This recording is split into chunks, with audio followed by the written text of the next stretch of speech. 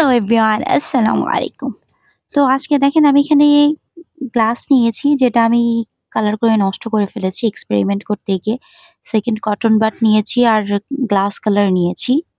দেখতে পাচ্ছেন কি ধরনের গ্লাস কালার নিয়েছি। এটা দিয়ে আমি আসলে ১ম এ গ্লাসে কালার করা শিখেছি বা ট্রাই করেছি যেটাই হোক। তো এখানে একটা সাদা কালার একটা রিমুভার আছে যেটা সলভেন্ট কালারের মধ্যে আপনারা পাবেন। তো এটা খুবই কার্যকর। আজকে এটা নিয়ে আমরা কাজ করব। আপাতত আমি ভিডিওটা খুব স্লো ট্র্যাক এ রেখেছি। কারণ খুব সময়ের ব্যাপার জিনিসগুলো বোঝার জন্য। তো দেখেন আমি এখানে কটন বাটে একটু উ রং নিয়ে নিয়েছি। এটা রং না আসলে রিমুভার যেটা, এটা দিয়ে রং উঠায়। কারণ মিস্টেক মানুষও করে, রঙের ক্ষেত্রেও ভুল হতেই পারে, তাই না? যাই হোক। তো এখানে দেখেন আমি জাস্ট একটু এটা কিন্তু আমি ফার্স্ট টাইম এক্সপেরিমেন্ট করছি। এট এই গ্লাসটা আমি যে রং করেছি সেটা ১.৫ বছরের বেশি। সো আমি আজকে হঠাৎ করে কেন জানি ভাবলাম এটা দিয়ে উঠিয়েও দেখি।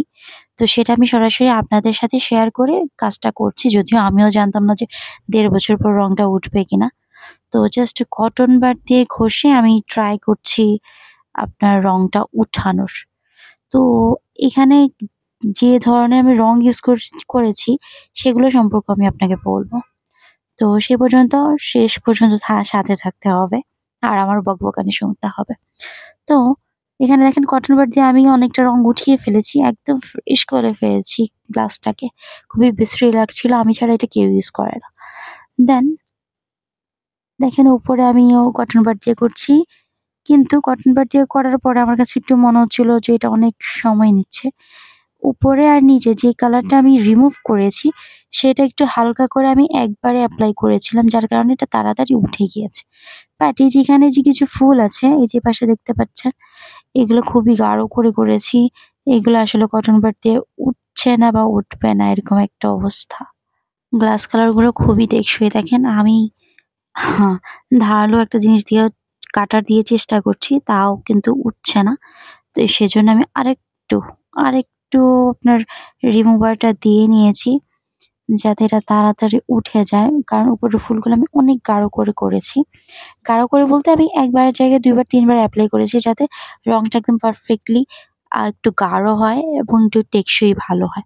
যেহেতু কাস্টমারকে দিব অবশ্যই এই নেগেটিভ রিভিউ আমি চাচ্ছিলাম না। তো এখানে খুব হালকা করে করেছিলাম। এখানে মেবি আমি ওয়াটার কালারটা ইউজ করেছিলাম। না ওয়াটার কালার না গ্লাস কালারটা ইউজ করেছিলাম।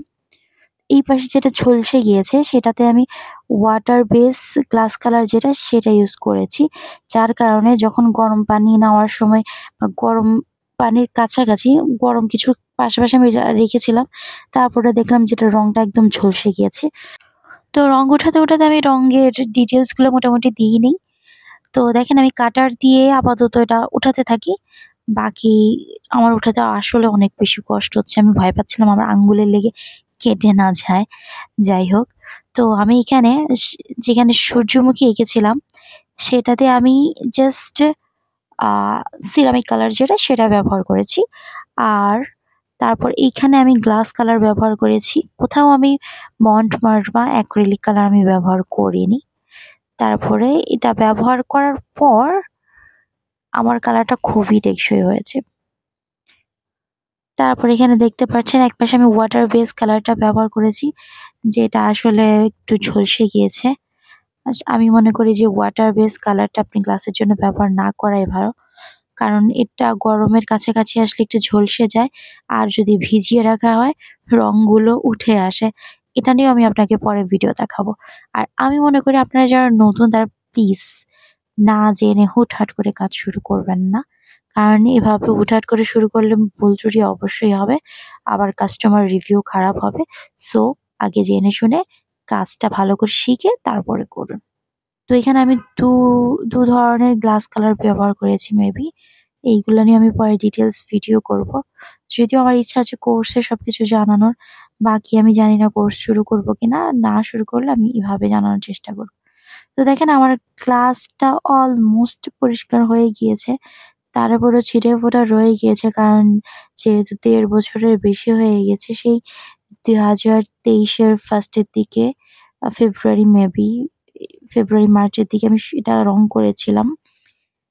দেন এপ্রিলে নাকি মার্চের দিকে মেলা ছিল। তখন মার্চে মেলা ছিল। তখন আমি অনেকগুলো ক্লাস করেছিলাম।